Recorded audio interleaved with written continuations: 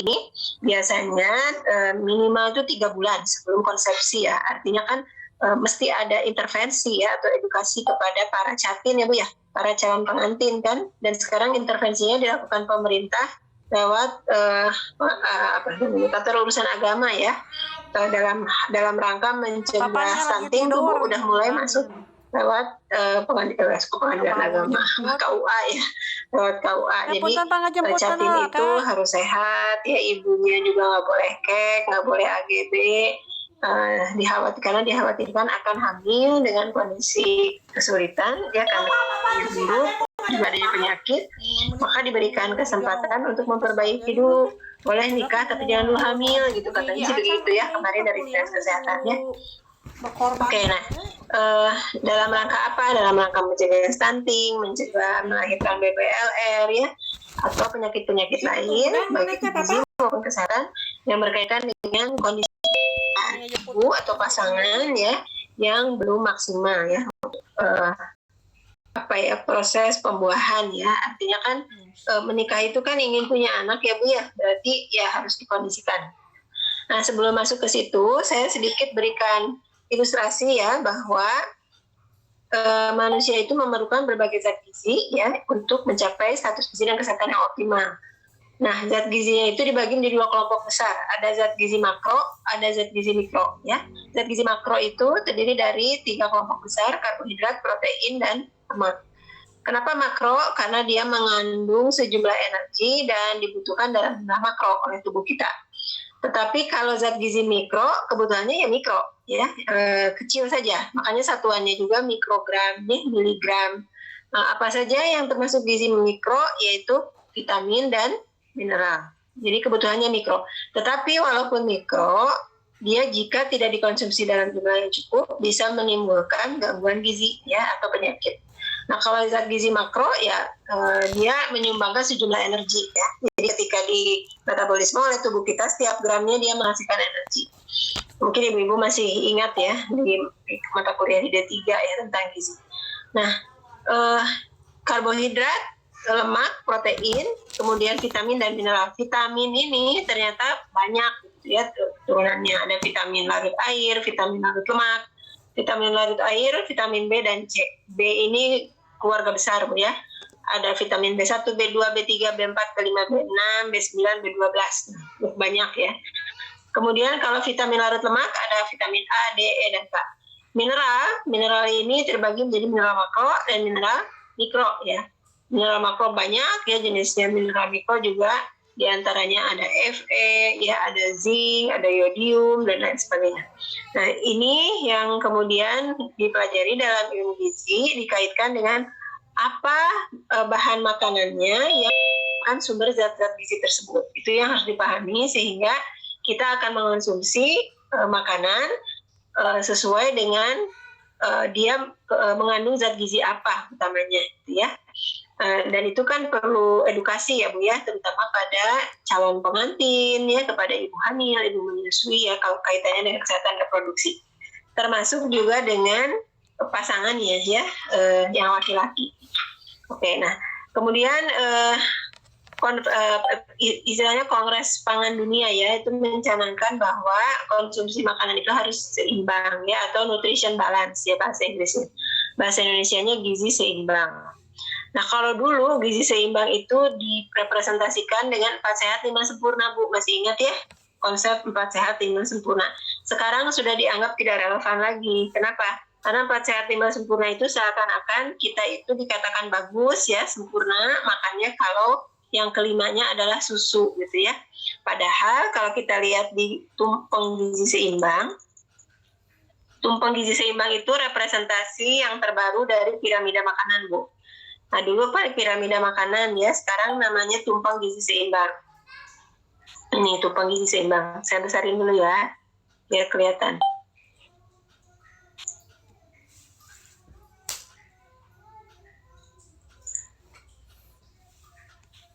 Nah, ini dari buku saya ya Bu. Saya memang senang menulis buku ya. Jadi ada beberapa buku yang saya tayangkan ini dasar ilmu gizi kesehatan masyarakat ya. Ada juga gizi dalam daur kehidupan.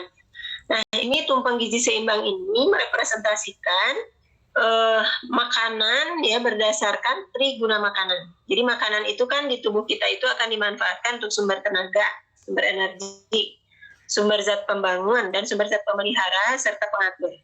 Nah, sumber zat tenaga itu pada umumnya diperoleh dari makanan sumber karbohidrat yang ada di yang paling bawah ya Bu ya. Ada jagung, ada tales, ada kentang, ada ubi, ada nasi ya, ada tepung-tepungan dan lain sebagainya. Nah, inilah yang bisa dikonsumsi dalam jumlah yang liberal atau banyak, karena kita setiap satu sajian itu yang paling banyak itu kan karbohidrat ya, baru protein gitu kan, baru nanti kita lihat di piring makanku ya, di piring makanku itu nanti penampakannya memang karbohidrat paling banyak. Meskipun dia diabetes gitu ya, 50% itu adalah karbohidrat. Ya, meskipun karbohidratnya juga diarahkan yang polisakarida ya, kalau yang diabetes.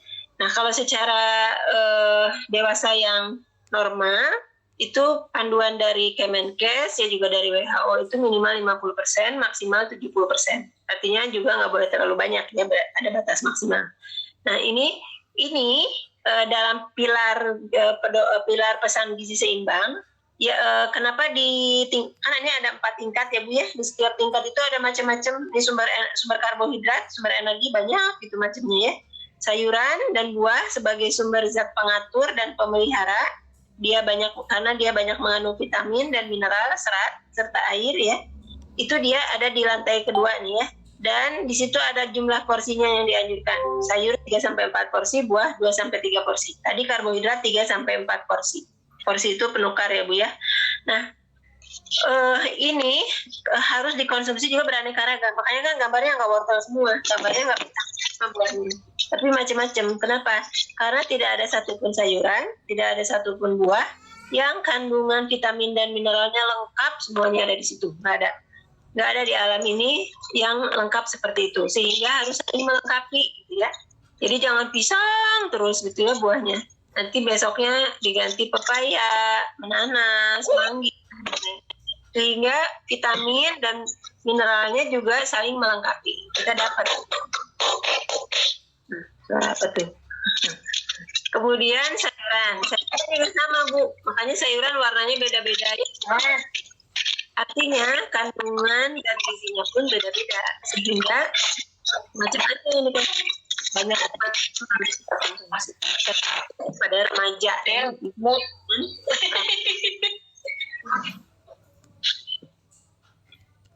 Oke, kita lanjutkan. Berikutnya, di tahap berikutnya adalah sumber zat pembangun. Masih ingat ya? Zat pembangun ini sumber protein. Jadi ada protein hewani, ada protein nabati ya. Protein hewani dan protein nabati ini yang lebih sempurna dicerna oleh tubuh kita adalah protein hewani. Karena dia nilai biologinya tinggi ya. Jadi bisa dicerna dengan baik di dalam tubuh manusia. Tetapi bukan berarti yang nabati jelek ya Bu ya, cuma kualitasnya saja. Secara kualitas, kandungan proteinnya ada di nabati juga, tapi secara kualitas ya lebih nilai biologinya tinggi itu ada pada protein hewani. Ya, kayak daging, ikan, telur ya, susu sapi misalnya ya. Cuma kalau memang tidak terbeli pada masyarakat menengah ekonomi ke bawah, ya nggak apa-apa, kita anjurkan dia mengonsumsi protein nabati karena dia memerlukan protein. Atau kalau tadi nanya Bu, kalau diet vegetarian gimana? Nah, vegetarian itu kan berarti kalau hanya dari tumbuhan, protein hewaninya nggak dapat ya. Maka dia harus banyak mengonsumsi makanan nabati yang merupakan sumber protein, yaitu biji-bijian, kacang-kacangan, dan hasil olahannya. Tahu, tempe itu kan hasil olahannya ya. Nah, kalau protein hewani ibu-ibu tahu sendiri lah ya. Nah, itu dianjurkan 3-4 porsi sehari minimal ya. Kemudian yang di atasnya itu ada gambar sendok ya. Sendok pertama itu minyak atau lemak, sendok kedua itu garam, sendok pertamanya adalah gula. Jadi disingkat GGL, gula, garam, dan lemak. Dia ini tidak boleh dikonsumsi terlalu banyak, dibatasi ya, nggak boleh banyak-banyak, karena kalau gula terlalu banyak kita udah dapat dari karbohidrat. Kalau garam terlalu banyak, kita udah dapat tuh dari protein hewani, dari bumbu-bumbu yang dipakai ibu-ibu untuk mengolah ya, karena cirinya tinggi garam itu adalah rasanya asin dan gurih. Berarti dia tinggi garam. Kalau tinggi gula ya manis ya Bu ya. Ibu-ibu manis berarti banyak gulanya. Berikutnya, itu mau pasti tahu lah cirinya yang mengandung lemak atau minyak itu biasanya pengolahannya digoreng, pengolahannya menggunakan santan yang kental. Jadi kalau sekarang mah ya, dalam kondisi obesitas naik terus atau kegemukan, kemudian penyakit tidak menular juga naik terus angkanya di Indonesia bahkan dunia, contohnya hipertensi, diabetes, jantung koroner, hiperkolesterolemia, itu tuh pemandangan sehari-hari di rumah sakit maupun di puskesmas. Saya yakin. Kemarin pun di Unjani kita di Fitcast tuh ada survei screening ya, setiap tahun sekali ada screening kadar gula, tekanan darah, dan kolesterol. Wah, itu yang hiperkolesterol banyak banget. Terutama untuk usia 30 tahun ke atas ya. Artinya dari apa, Bu? Dari makanan. Udah, kita nggak usah menegasikan lagi. Salah satunya yang lainnya adalah secara psikis ya, kondisi stres ya. Tapi lebih banyak karena makanan. Jadi kelihatan dari apa? Dari lingkar pinggang, Bu. Lingkar pinggang perempuan ya, kalau dia obes itu lebih dari 80 cm. Obesitas sentral. Jadi kegemukannya di diafragma atau di perut. Dan itu beresiko. Beresiko untuk apa? Beresiko untuk menderita penyakit yang berkaitan dengan konsumsi energi dan juga lemak yang terlalu berlebihan. Dan dia akan beresiko untuk menderita penyakit yang berkaitan dengan lemak yang terperangkap di organ di diafragma, yaitu pada organ visceral. Kan di diafragma itu adanya semua organ vital tubuh kita. Jadi itu yang berbahaya sebetulnya. Bukan berarti gemuk IMT nggak berbahaya, tapi lebih berbahaya obesitas sentral yang perutnya buncit, itu lebih berbahaya. Laki-laki, lingkar perutnya tidak boleh lebih dari 90 cm. Kalau lebih dari 90 cm, dia berisiko untuk menderita hipertensi, diabetes, hiperkolesterolemia, jantung koroner, DKK, DLL, DST, gitu ya. Penyakit-penyakit yang dianggap penyakit elit ya. Dan itu menjadi catatan di Kemenkes maupun di Badan Kesehatan Dunia, di WHO. Karena ini kita semua, overall the world ya, sedang facing NCDs atau non-communicable disease atau yang disebut menular. Gitu. Jadi ini tuh jadi keprihatinan bersama. Dan ternyata sumber yang paling utama dari pola makan dan pola aktivitas. Ya, pola makannya fast food ya. Pola aktivitasnya mager ya Bu, malas gerak. Olahraganya cuman olahraga jari ya Bu, pegang HP, olahraga jari sambil tiduran, sambil leye-leye ya Bu ya. Itu bukan hanya generasi yang sudah dewasa lanjut sampai lansia, tapi juga sampai anak-anak, coba Bu bayangkan. Apalagi kemarin pandemi ya, obes itu naik Bu pesat selama masa pandemi. Dan obesitas itu menjadi salah satu komorbid ya untuk terjadinya terpaparnya COVID-19 karena obes itu merupakan salah satu faktor risiko pemicu penyakit tidak menular, jantung, hipertensi kan itu komorbid untuk COVID-19. Jadi sekarang tuh gencar ya seluruh dunia mengkampanyekan nutrition balance atau gizi seimbang termasuk untuk remaja. Ya. Tahun kemarin apa 2 tahun yang lalu ya, sebelum pandemi deh, mahasiswa saya tuh ada yang skripsinya itu DM pada remaja Bu, dan itu datanya dari rumah sakit Dustira katanya. Artinya DM-nya bukan DM tipe 1, DM tipe 2 yang berawal dari insufisiensi insulin akibat terlalu banyak mengonsumsi karbohidrat. Jadi orang tuh selama ini menganggapnya obes itu penjahatnya adalah lemak. Lemak menjadi tertuduh ya Bu ya. Padahal penjahatnya itu adalah kebanyakan karena konsumsi karbohidrat yang berlebihan. Karbohidrat itu kan dipecah menjadi glukosa dalam bentuk paling sederhana. Kalau glukosanya nggak dipakai karena kita banyaknya diem, duduk, nonton gitu ya, ya disimpan dalam bentuk cadangan tubuh, energi tubuh kita dalam bentuk lemak, ya lemak visceral atau lemak subkutan, gitu ya. Jadilah kita gemuk gitu kan. Dan kalau lemak subkutan gampang Bu, olahraga aja, tapi lemak visceral itu yang susah. Ya dibakarnya gimana gitu kan? Nah, sebelum ke arah sana, makanya ayo kita kampanyekan pola hidup sehat dengan pola makan yang sehat, seimbang, dan juga pola aktivitas. Jadi nggak ada orang yang gemuk tapi penyebabnya karena aku mah nggak pernah makan tapi aku gemuk, nggak ada. Yang ada pasti dia asupannya banyak atau makannya sedikit atau cukup tapi dia mager, malas gerak. Ya. Aktivitas itu yang dianjurkan WHO dan Kemenkes adalah bukan hanya olahraga, tapi juga termasuk daily activity ya Bu ya, atau aktivitas sehari-hari. Itu di gambarnya itu kan termasuk pilar gizi seimbang, pesan gizi seimbang. Jadi di situ ya, pilar yang pertama, makanlah makanan beraneka ragam. Makanya setiap tahapnya itu disajikan beraneka ragam, jangan hanya satu macam, supaya saling melengkapi ya kandungan gizinya. Kemudian yang kedua, melakukan aktivitas fisik Bu, melakukan aktivitas fisik. Aktivitas fisik ini bisa daily activity dari mulainya nyuci dan lain sebagainya ya. Kemudian juga bisa dengan olahraga. Yang terbaik yang mana? Olahraga. Olahraga itu anjurannya minimal 3 kali dalam seminggu dengan durasi minimal setengah jam. Pertanyaannya adalah sudah atau belum? Ya. Jadi kalau belum, pantas orang Indonesia tuh angka obesnya naik terus. Angka penyakit tidak menularnya naik terus. Alasannya nggak ada fasilitasnya, nggak ada waktunya. Nah, berarti harus dicari ya di sela-sela kegiatan waktunya, ya. Kemudian makanannya juga tadi sudah dijelaskan apa saja yang harus dimakan. Jadi jangan hanya karbohidrat dengan proteinnya saja. Ya seperti di fast food itu kan banyaknya kan daging aja sama daging baik ayam maupun sapi gitu ya dengan nasi. Sayurannya tuh nyaris tidak ada. Ya kan, fast food itu jarang banget ada sayur sama buahnya kan Bu, yang ada protein aja sama nasi. Ya belum minumnya nanti Coca-Cola, lemon tea ya, lemon tea itu tinggi gula loh Bu, kan asam ya, terus jadi manis dia, berarti gulanya banyak ya. Teh botol, ichi ocha itu juga sama, gulanya banyak. Jadi bukan nggak boleh, boleh tapi sekali-kali aja. Jangan terlalu sering mampir di fast food ya, terutama untuk remaja. Karena remaja ini sedang mempersiapkan memasuki masa prakonsepsi nantinya kan, tahapan berikutnya kan dia masuk dewasa, masuk prakonsepsi dan dia akan konsepsi, akan hamil. Yang perempuan, yang laki-laki kan menghamili, berarti kualitas spermanya harus yang terbaik. Perempuan kualitas sel telurnya harus yang terbaik dan kondisi fisiknya pun harus prima supaya dia hamil, sehat dan bahagia gitu ya, dan melahirkan bayi yang sehat. Pilar pertama adalah konsumsi aneka ragam makanan ya dengan berbagai sumber bahan makanan, sumber zat gizinya. Kemudian yang kedua, personal hygiene Bu ya. Jadi itu ada gambar orang lagi berdiri ini lagi mencuci tangan pakai air mengalir pakai sabun.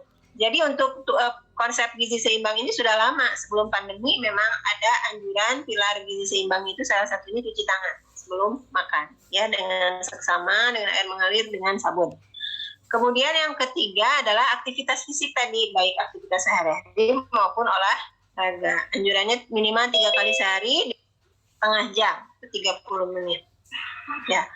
Kemudian jangan dikira loh Bu, 30 menit itu keringetan kalau kita olahraga. Dan itu baik untuk menjaga denyut nadi, kemudian denyut jantung, ya, untuk menjaga kebahagiaan. Karena dengan olahraga merangsang sekresi hormon endorfin, yaitu hormon bahagia. Kita tuh happy, relax gitu ya. Kemudian juga menjaga berat badan dengan olahraga, menjaga kestabilan tekanan darah, gula darah, bahkan kolesterol. Dan itu sudah dibuktikan hasil penelitian. Orang kalau rajin berolahraga dia terhindar dari tekanan darah tinggi atau hipertensi, hiperglikemia atau diabetes mellitus, dan hiperkolesterolemia atau yang disebut dengan saya punya kolesterol katanya gitu kan. Nah, termasuk asam urat Bu. Asam urat pun salah satu caranya mengeluarkan asam urat dari tubuh si penderita adalah dengan berolahraga. Karena asam urat itu akan dikeluarkan dengan sistem ekskresi melalui air kencing atau urin dan juga keringat gitu, nggak ada lagi. Terus kalau para kaum wanita ya yang pengen cantik katanya ya pergi ke sauna, ke salon ya. Nggak perlu Bu, kalau dengan olahraga sauna harganya berapa? Olahraga mah gratis ya. Terus kita sauna alami dengan olahraga mengeluarkan keringat. Jadi kotorannya keluar lewat keringat. Nah ini perlu disampaikan kepada remaja, baik remaja putri maupun putra, dalam rangka meningkatkan stamina tubuhnya ya, dan kualitas sel telur dan sperma ya. Baik. Kemudian yang berikutnya, pilar yang terakhir adalah mengontrol, memonitor berat badan ya dengan menimbang berat badan secara teratur. Minimal sebulan sekali, optimalnya seminggu sekali. Berarti kalau gitu kan harus punya timbangan. Kalau jadi Menteri Kesehatan, mungkin saya akan mewajibkan seluruh penduduk warga negara Indonesia di rumahnya harus punya timbangan. Memberatkan nggak? Enggak, mereka HP aja ganti-ganti gitu ya. Kalau timbangan mah murah Bu, ada timbangan mekanik, ada timbangan digital ya, itu murah ya, dari yang harga 100.000, 50.000 juga ada ya, 50.000 juga ada. Itu supaya apa? Supaya kita memonitor status gizi kita ada di mana. Karena begitu sudah obes, sulit untuk menurunkan berat badan. Ya, jadi tadi kuncinya bisa dari berat badan, dengan tinggi badan diukur pakai IMT atau minimal lingkar pinggang. Jadi harus punya meteran di rumah ya Bu ya, dilingkarkan di atas umbilikalnya. Kalau ibu kan perempuan, berarti nggak boleh lebih dari 80. Anak-anak dicek ya, yang terutama yang sudah mulai beranjak remaja. Nah kalau obes biasanya nanti ada kaitannya dengan disfungsi untuk sperma maupun sel telurnya, dia juga organ reproduksinya. Oke, dan ya itu 4 pilarnya sudah. Dan ini menjadi kesepakatan dunia, bukan hanya Indonesia. Jadi piramida makanan di Indonesia sekarang yang terbaru bentuknya tumpang gizi seimbang. Kalau di seluruh dunia setiap negara juga punya Bu. Filipina punya, Australia punya, Amerika punya. Jadi setiap negara punya sendiri-sendiri, gambarnya beda-beda. Karena disesuaikan dengan kebiasaan food habit di negaranya. Ya.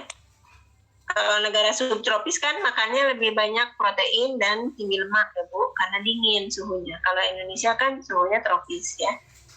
Oke, ini ya tadi penjelasannya ada di sini. Kemudian ibu-ibu boleh potret aja ya.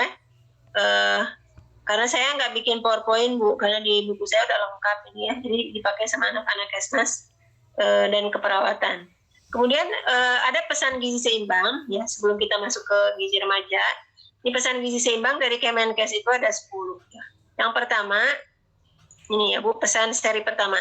1, mensyukuri dan menikmati aneka ragam makanan. Artinya mensyukuri itu sebelum makan harus berdoa gitu ya, disyukuri.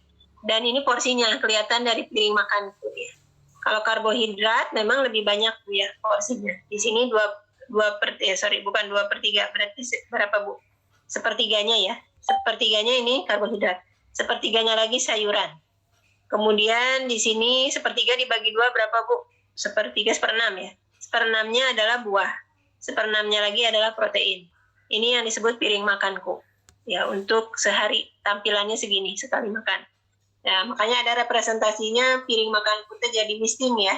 Jadi udah diisi ini tempat sayur, tempat buah. Memang harus begini porsinya supaya kita sehat gitu ya. Dan harus beraneka ragam. Tadi ganti-ganti sayurnya jangan bayam terus, sayurannya buahnya jangan pisang terus deh. Coba stroberi, jeruk, dan lain sebagainya ya. Jadi remaja diajarkan untuk bersilaturahim dengan berbagai jenis bahan makanan dalam rangka mencukupi semua kebutuhan gizinya ya dari beragam makanan. Berikutnya yang kedua, perbanyak makan sayur dan cukup buah-buahan. Nah, ini problem Bu, karena di Indonesia itu hasil Riskesdas terakhir tahun 2018 ya, kan setiap 4 tahun sekali ya Riskesdas. Itu ternyata orang Indonesia itu 98, sekian persen orang Indonesia, hampir 100%, coba bayangkan. Mereka kurang mengonsumsi sayur dan buah, artinya sayurnya kurang dari 3 porsi, buahnya kurang dari 2 porsi, coba bayangkan. Padahal buah pabalatak, sayur pabalatak ya di Indonesia ya. Kenapa nggak makan? Mungkin kurang teredukasi pentingnya makan sayur dan buah. Terutama untuk kesehatan reproduksi, sayur dan buah ini sangat penting karena dia sumber serat, sumber vitamin dan mineral untuk mengatur dan juga untuk memelihara ya kesehatan tubuh kita.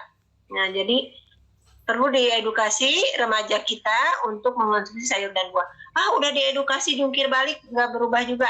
Kalau gitu mungkin perlu profesi IBI nih, kalau ibu-ibu kan dari IBI ya, dari IBI untuk mengendorse ya, bukan mengendorse, artinya mengadvokasi ya, melakukan advokasi kepada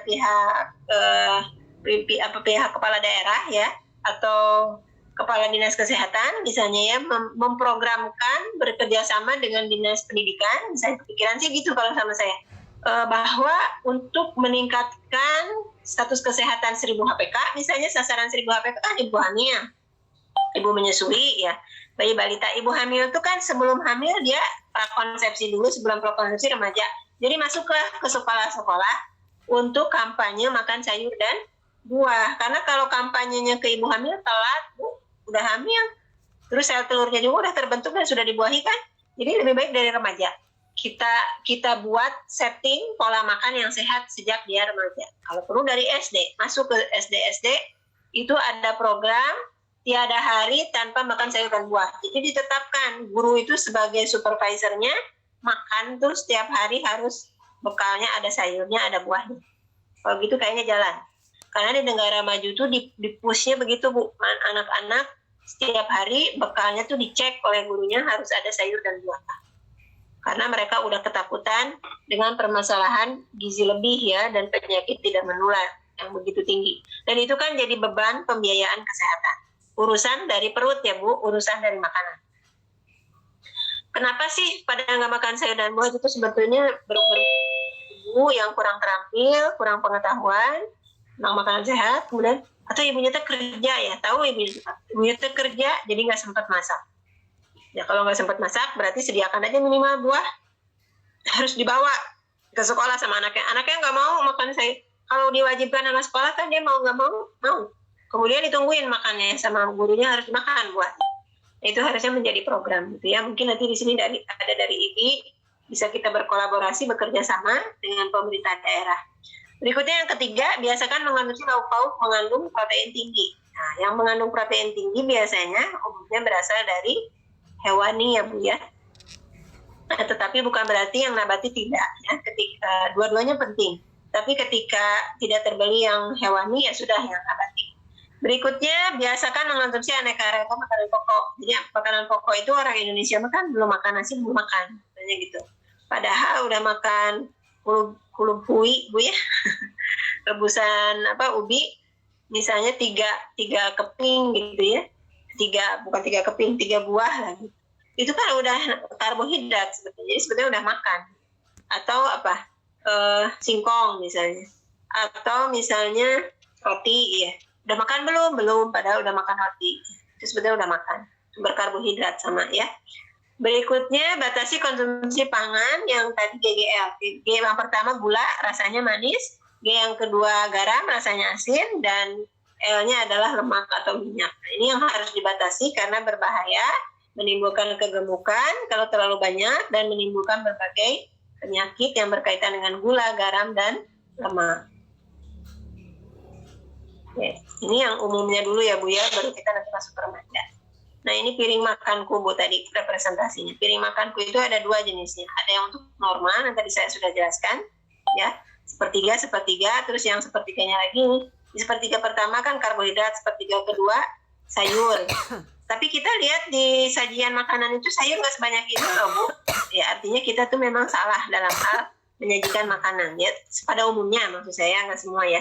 Kalau kayak saya suka banget sayur, bisa sebanyak apapun bisa saya habiskan gitu kalau sayur. Tapi kalau remaja sekarang kan tidak seperti itu. Mungkin karena salah asuhan Bu ya, atau kitanya yang salah.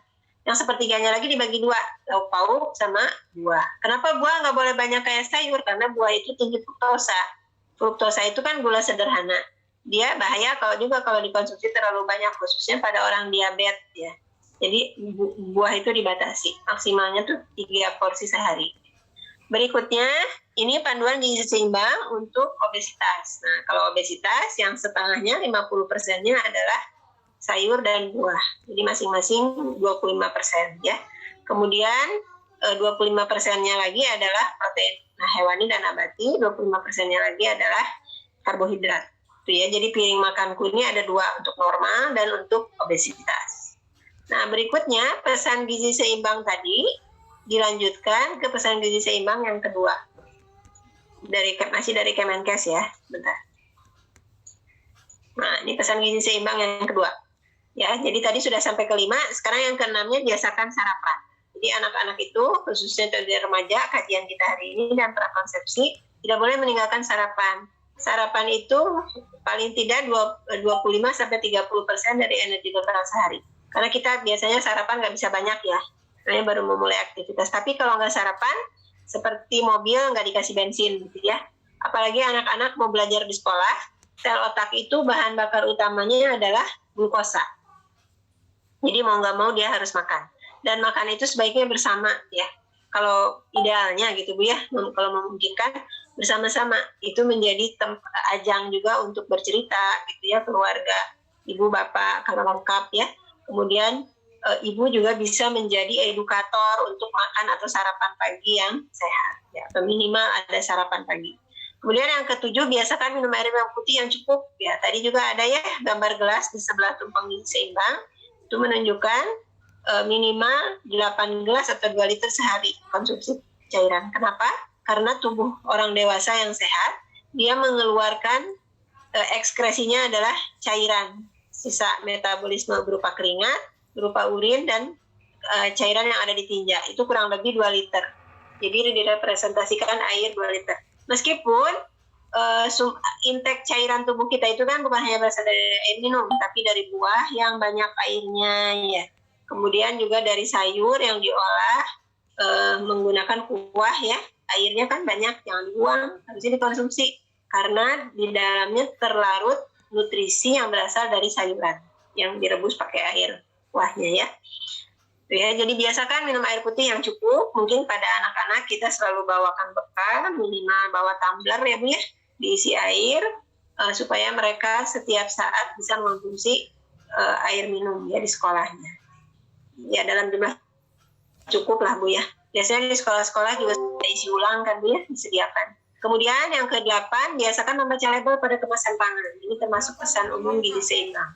Kenapa? Karena kan untuk orang-orang tertentu dia perlu menghindari garam, perlu menghindari gula ya, dan lemak misalnya. Jadi dia harus baca ingredientnya, nutrition fact atau keterangan informasi gizi yang tertera pada kemasan makanan. Selain itu juga aspek psikologis, orang muslim itu kan kalau nggak ada keamanan pangan. Jadi kita merasa tentram, merasa nyaman ketika oke ada hal-halnya ya.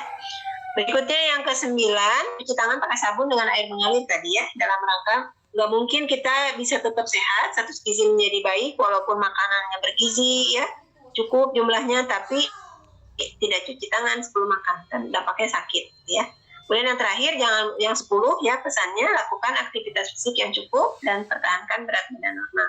Aktivitas fisik tadi sudah dibahas, olahraga atau daily activity, aktivitas sehari-hari di rumah ya atau di kantor, dan pertahankan berat badan normal dengan menyediakan timbangan di rumah, dicek seminggu sekali, minimal 1 bulan sekali. Ya, jadi pastikan berat badan kita berada dalam batas ideal atau normal. Normal itu maksimalnya normal gemuk. Jangan sampai masuk ke overweight dan obesitas, karena nanti larinya resiko penyakit yang berhubungan dengan obesitas. Ya, itu yang pesan gizi seimbang. Nah, sekarang kita akan masuk ke gizi remaja. Sebelumnya ada yang ditanyakan dulu?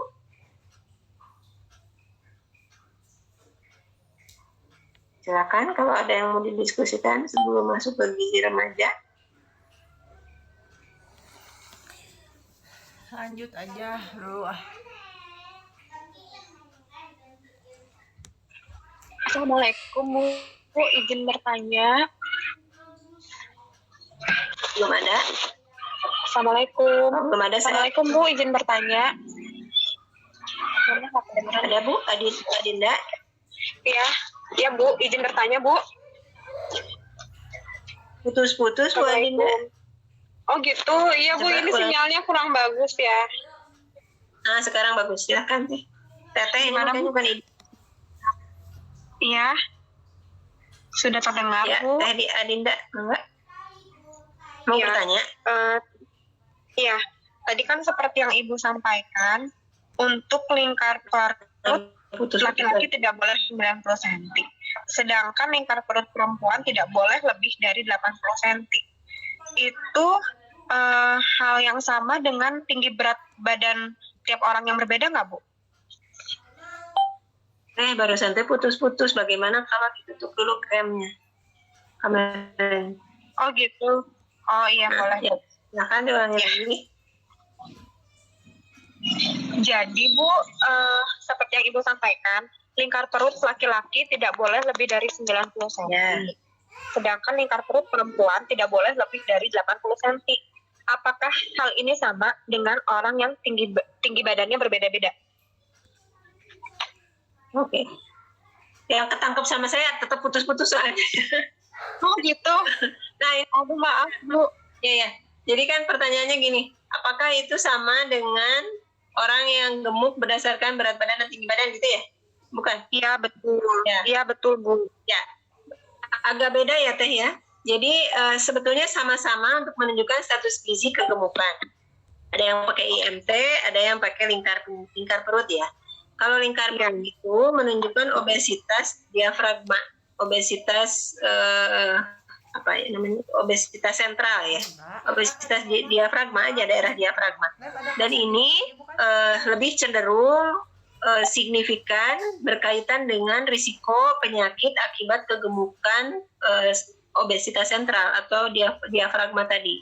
Jadi kan kalau di situ adanya organ-organ vital ya yang ada di daerah visceral, daerah perut kita.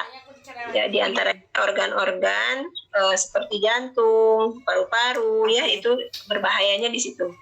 Dan dia lebih ke arah proporsi lemak di daerah diafragma.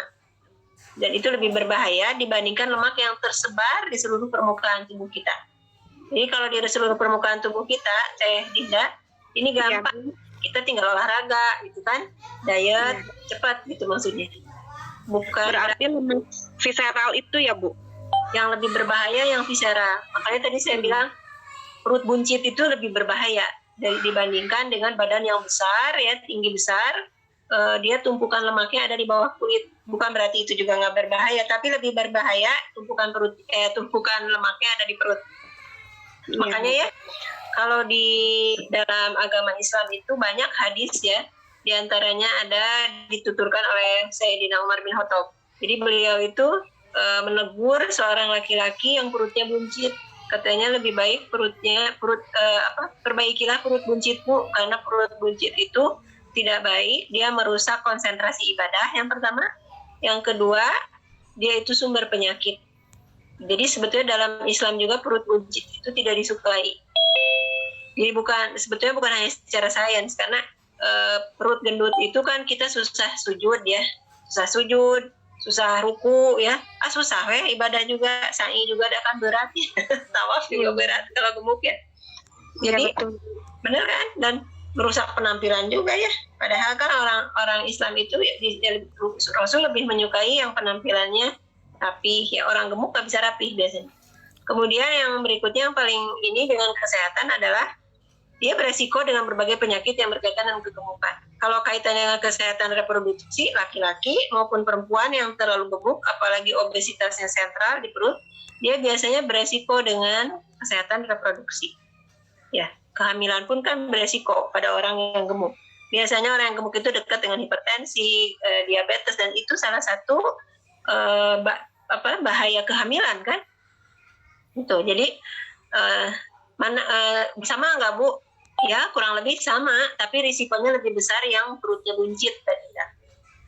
Itu. Jadi kalau misalnya para perempuan, laki-laki hobi berolahraga, mereka lebih ke arah kosmetik, penampilan, itu mah mereka gitu. Tapi kalau orang kesehatan bukan itu. Tujuan utamanya adalah supaya status gizinya baik dan status kesehatannya optimal. Masalah penampilan itu adalah bonus gitu. Bonus kalau penampilan udah pasti udah langsing mah jadi enak dilihat gitu kan, baju enak gitu. Tapi yang paling utama tujuannya adalah sehat. Ya terutama kaitannya dengan cash pro, susah. Banyak orang ya yang terlalu gemuk itu susah punya anak kan. Ya karena jadi infertil ya. Nah, jadi kita harus arahkan, karena remaja ini sekarang banyak yang obes. Ini harus jadi kajian kita semua. Bahaya nih. Indonesia menghadapi double burden. Double burden ini gizi kurang masih ada, stunting, kan kita tuh termasuk juara, kita ranking 3 loh.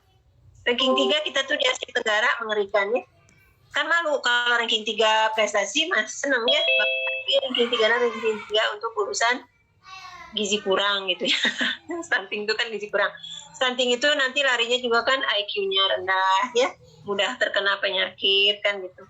Nah ini PR bersama, bukan hanya Kesmas, bukan hanya gizi, bukan hanya kedokteran ya, bukan hanya perawat, tapi juga bidan. Apalagi bidan, kaitan 1000 HPK kan bidan banget gitu ya. Jadi bidan memang harus sedikit banyak tahu lah ya, nanti dari mulai remaja putri atau remaja putra, mereka juga harus sehat, terbebas dari anemia gizi besi ya, karena dampaknya nanti ke kekebalan tubuh, kemudian juga konsentrasi berpikir secara prestasi ya. kemudian juga ke kualitas sel telur dan sperma, ya. Sehingga dari sejak dini harus dilakukan. Nah, untuk tadi obesitas sentral di sekolah kan ada olahraga ya. Anak-anak diwajibkan untuk ikut berolahraga.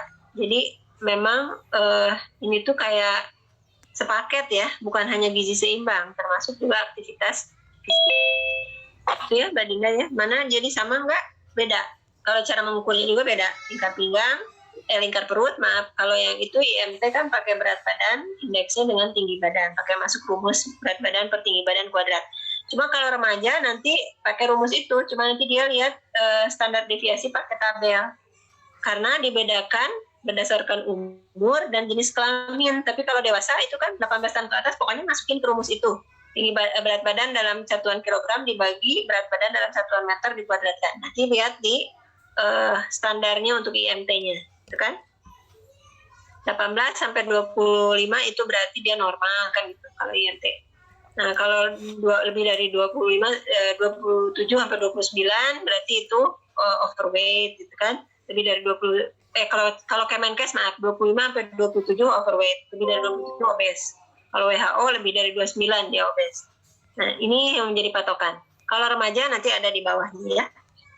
Oke, itu ya. Jadi beda-beda dikit ya. Jadi lebih menunjukkan faktor resiko terhadap penyakit obesitas itu lebih pada obesitas sentral atau lemak di perut. Meskipun IMT juga bahaya kalau kegemukan ya. Terima kasih, Bu. Ya, sama-sama. Oke, nah sekarang kita masuk ke kelompok usia remaja ya. Usia remaja ini seringkali terabaikan karena dia yang pertama, ini masih pra remaja. Nah, saya geser dulu ya.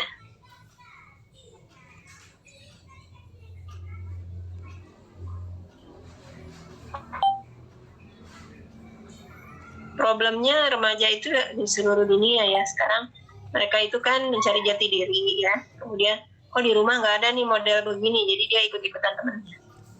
Prinsipnya gini aja, kalau remaja itu di sekolah dia diedukasi dengan gizi, di rumah dicontohkan praktek makanan yang sehat di rumah ya, karena kalau makanan yang tidak sehat itu sudah pasti dapat keluar. Kayak misalnya jajan di fast food kayak gitu sebetulnya ya idealnya ya, orang tua itu nggak usah ngajak jajan di fast food, karena nanti dia pergi sama temennya mau ke situ. Fast food, junk itu kan tidak seimbang komposisi zat gizinya. Banyaknya kalau fast food itu kan makanan siap saji, makanan cepat saji yang komposisi gizinya tidak seimbang dan itu disukai oleh remaja.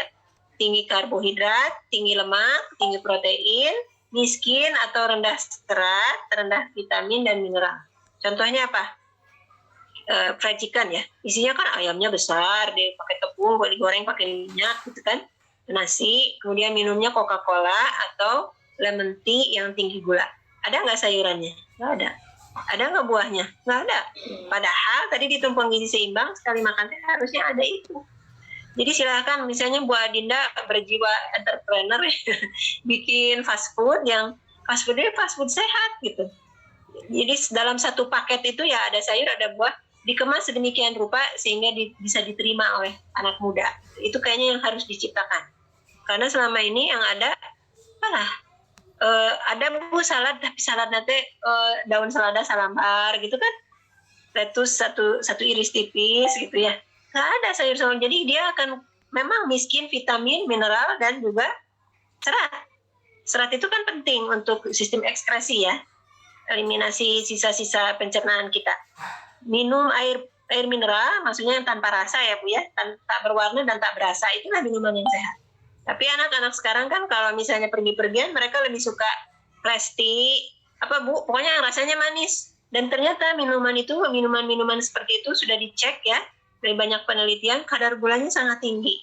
Hampir setara dengan 4 sendok makan, bahkan lebih ya.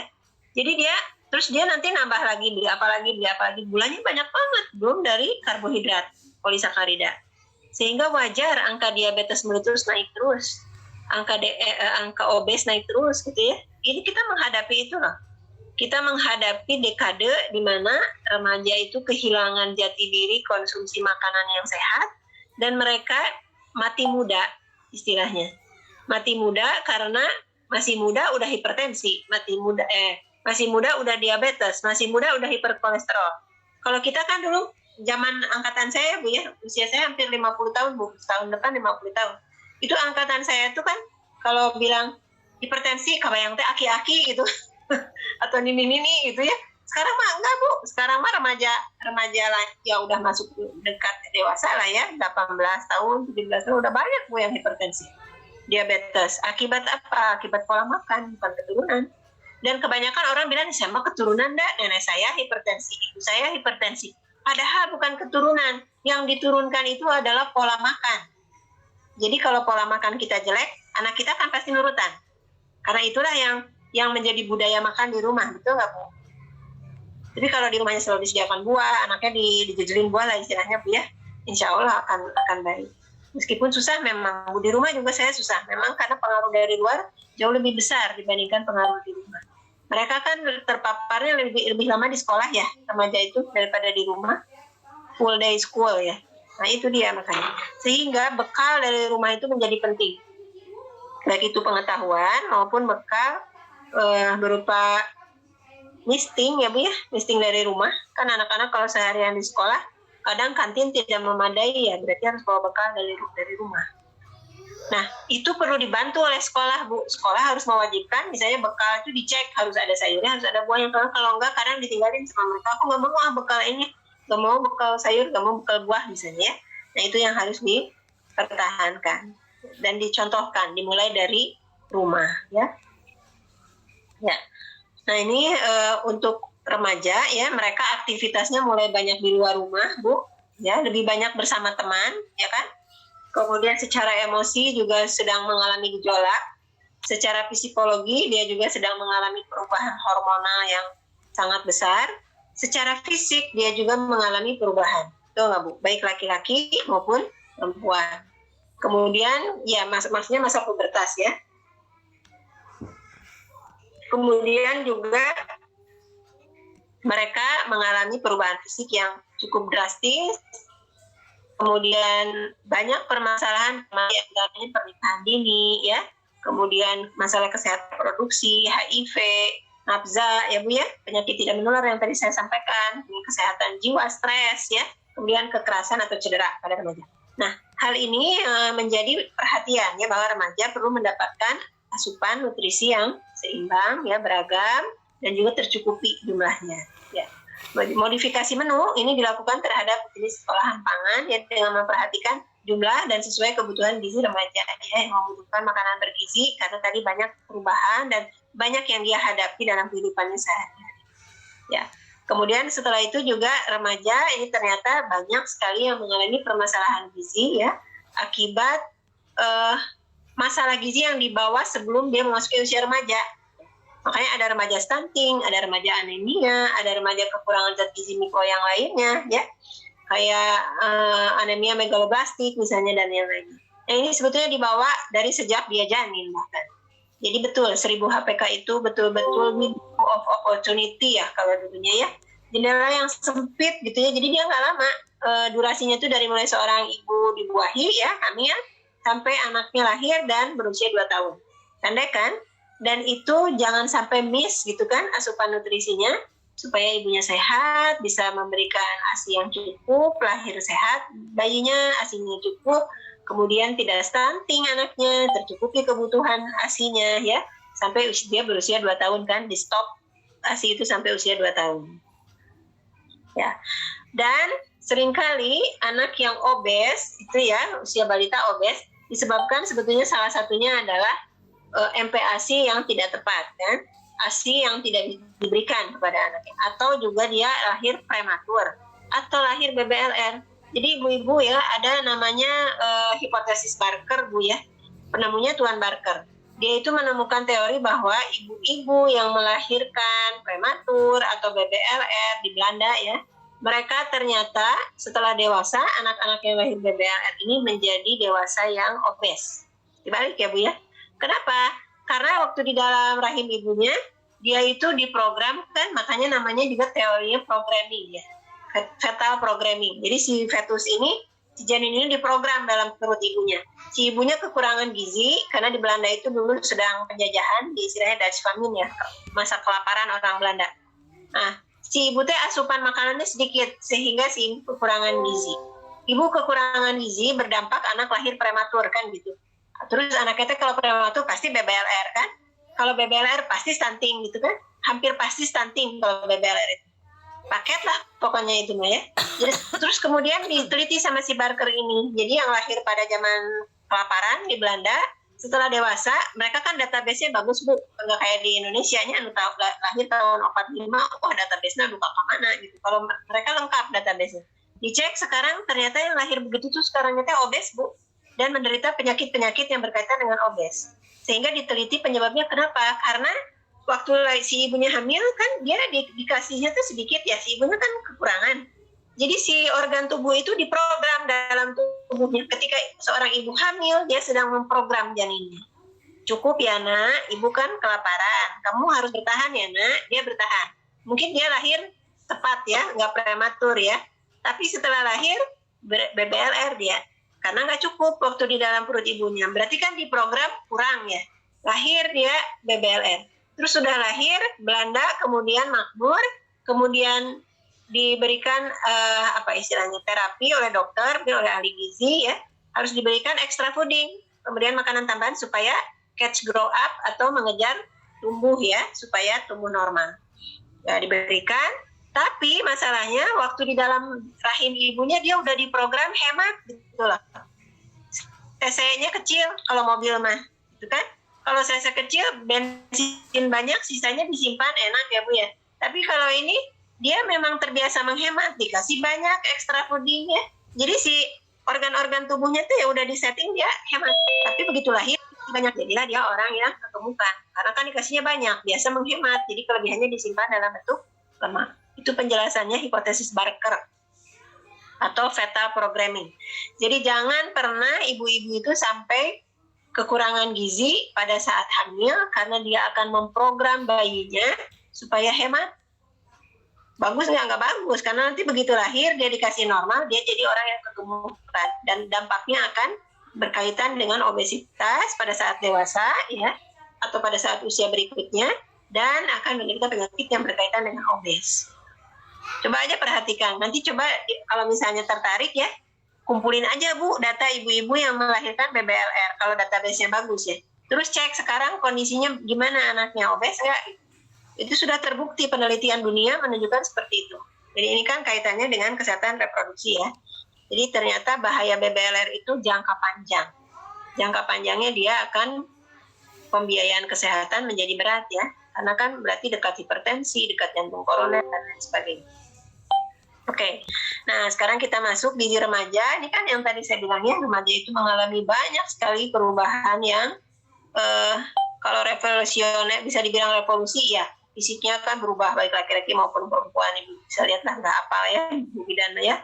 Kemudian juga secara psikologis juga ya, dia mengalami perubahan secara kejiwaan. Sehingga pantas ya kebutuhannya tuh naik pesat untuk remaja.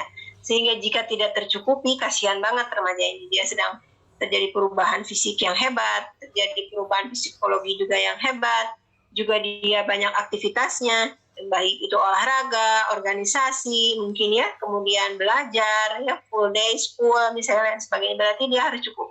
Keluar dari rumah, dia perutnya harus sudah terisi dengan makanan yang sebisa mungkin bergizi seimbang. Nggak mau makan buah, bekelin buahnya. Bikinin jus misalnya ya dan lain sebagainya. Memang kalau ibu bekerja repot ya Bu ya, tapi paling tidak sampaikan itu kepada anak-anak. Kadang kalau saya punya dipotongin apel Bu ya, apel coba Bu anak saya dipotongin kecil-kecil di garpunya saya tancelepin gitu biar dimakan. Karena kalau nggak gitu nggak dimakan Bu. Nah, harus dikupasin apelnya dan seterusnya.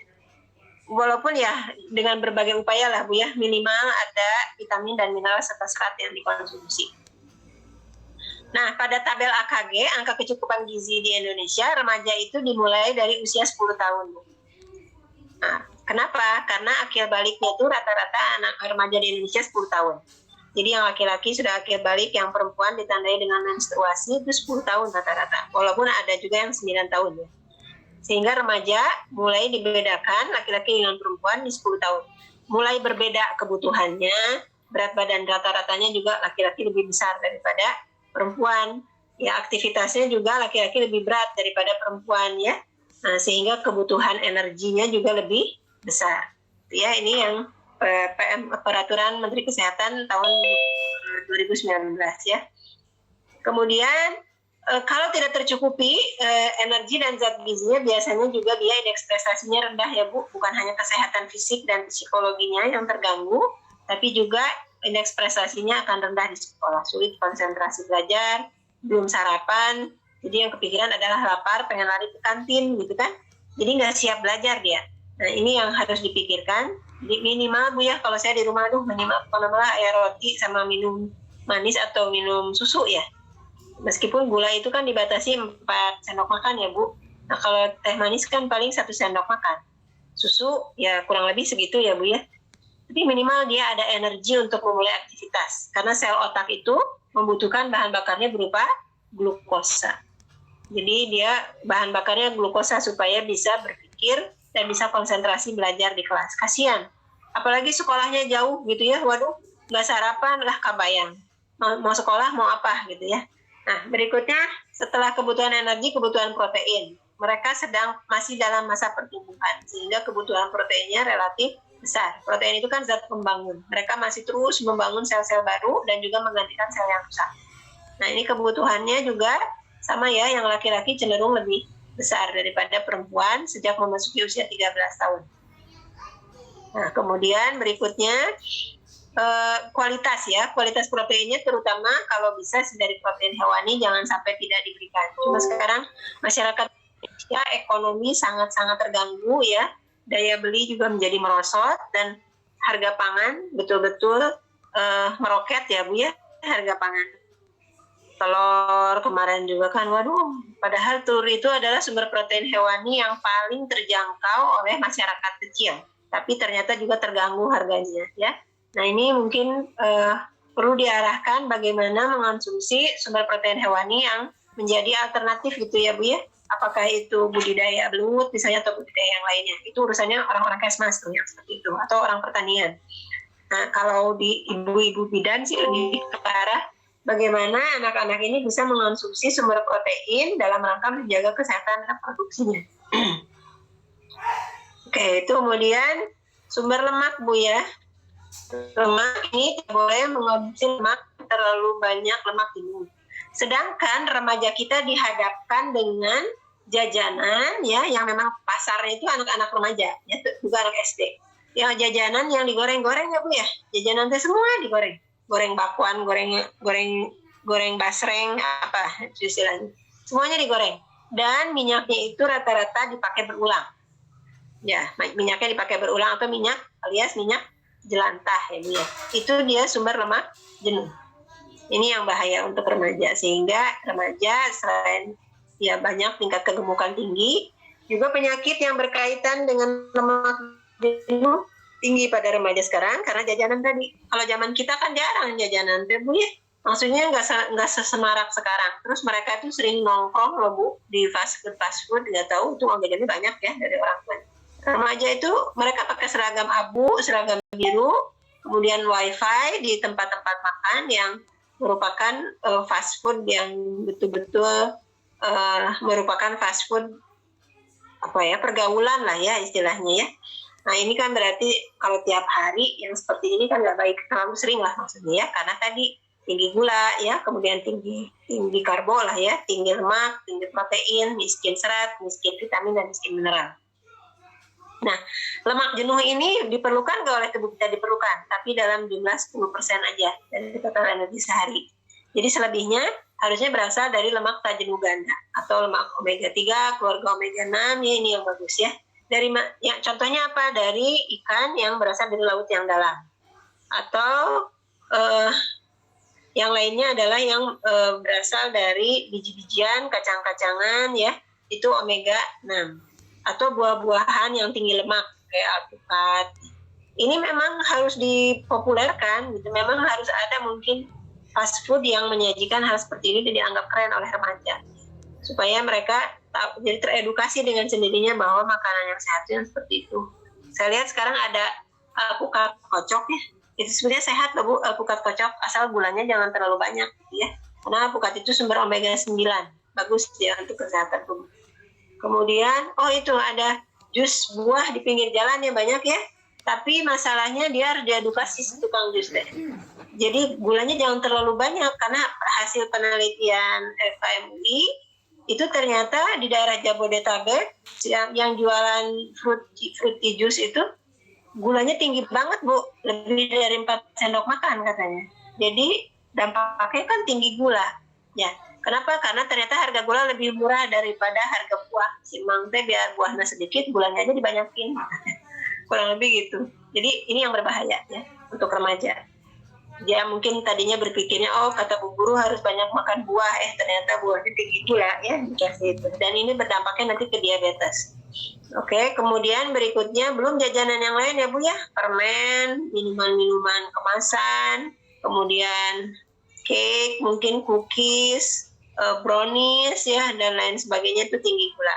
Nah, yang berikutnya kebutuhan vitamin dan mineral. Kebutuhan vitamin dan mineral ini kata kuncinya sebetulnya konsumsi sayur dan buah yang cukup akan terpenuhi dengan sendirinya. Kebutuhan vitamin larut air, larut lemak, kemudian mineral makro maupun mineral mikro. Jadi memang harus ada yang berjuang untuk mengkampanyekan konsumsi sayur dan buah pada anak-anak kita ya. Sekolah nggak bisa sendiri, mungkin dengan POMG dia bisa bergandengan tangan, juga dengan dinas kesehatan dan puskesmas setempat gitu ya. Di-create program di sekolah yang menarik ya dan membuat anak-anak terpacu untuk bergaya hidup sehat. Mungkin harus ada duta-duta remaja ya yang menjadi ikon. Dia keren loh, dia secara indeks prestasi baik, secara penampilan menarik ya, gaulnya anak-anak remaja gitu ya. Kemudian secara kesehatan dia juga baik, bebas narkoba, asupan makanannya baik, olahraganya cukup, itu jadi duta remaja dan itu menjadi role model untuk remaja dan dia bisa mengkampanyekan mengonsumsi makanan seimbang. Juga sayur dan buah yang cukup, ya Bu. Nah, ini kalau detailnya ya Bu ya, untuk setiap jenis vitamin dan mineral kan banyak banget Bu ya. Nah, untuk vitamin A ini zat anti-infeksi Bu. Jadi dia baik untuk mencegah infeksi ya pada remaja, kemudian juga menjaga kesehatan kulit. Mencegah infeksi itu menjaga daya tahan tubuh ya Bu, karena vitamin A itu zat anti-infeksi. Kemudian menjaga kesehatan mata dan sebagai antioksidan vitamin A. Yang selama ini diketahui antioksidan itu vitamin C ya, padahal vitamin A dan vitamin E juga antioksidan. Cuma yang lebih populer kan vitamin C. Orang kalau berpikir vitamin pasti kebayang teh jeruk gitu kan, vitamin C. Ya. Kemudian vitamin D ya. Vitamin D ini dia bekerja sama dengan mineral kalsium dan fosfor. Jadi penyerapannya dibantu dengan kalsium dan fosfor ya dalam proses metabolisme untuk pembentukan tulang dan juga gigi. Jadi remaja juga harus tercukupi kebutuhan vitamin D-nya. Vitamin D ini bukan dari matahari Bu ya, tapi salah satu zat gizi yang mampu diproduksi sendiri oleh tubuh kita adalah vitamin D dalam bentuk provitamin D. Artinya dia belum aktif dan dia bisa diaktifkan dan digunakan oleh tubuh ketika dia diaktifasi dengan paparan sinar matahari ultraviolet. Jadi makanya penting untuk berjemur di bawah jam 8:30 itu dalam rangka mengaktifkan provitamin D pada permukaan tubuh kita. Nah, jadi remaja itu jangan takut dengan berjemur di bawah sinar matahari di bawah jam 8:30 ya, atau maksimal jam 9 pagi. Kalau bahan makanan sumbernya apa? Terutama dari hewani, Bu.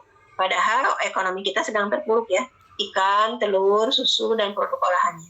Mungkin bagi ibu-ibu mudah, tapi bagi ekonomi menengah ke bawah sulit.